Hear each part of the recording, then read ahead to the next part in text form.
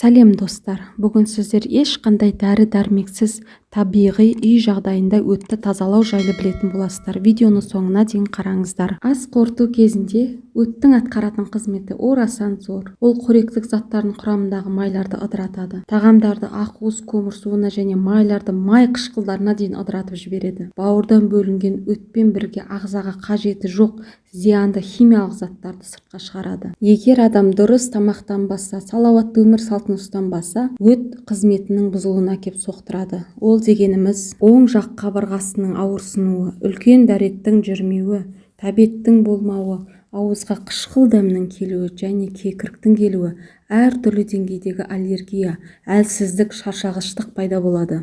Үй жағдайында өтті табиғи тазартуға болады. Ол үшін 40 грамм гречка жармасына 1 стақан су құйып, баяу отта 20 минут қайнатасыз. Қант пен тұз қосуға болмайды. Оны жылы күйінде аш қарында жейсіз. Сосын 1,5 сағат оң жақ бүйіріңізбен жатасыз. Жылы оранып жатасыз. Бауыр тұсыңызға ыстықтау грелка қойсаңыз болады. Осылай айына 2 рет жасап тұрсаңыз, өт қоюланбайды. Оған тұз бен құм жиналмайды. Ал өт қабы дұрыс жұмыс жасаса, ас ағзаға дұрыс сіңіп, ондағы барлық пайдалы керек сізге қуат береді. Жасап көріңіз.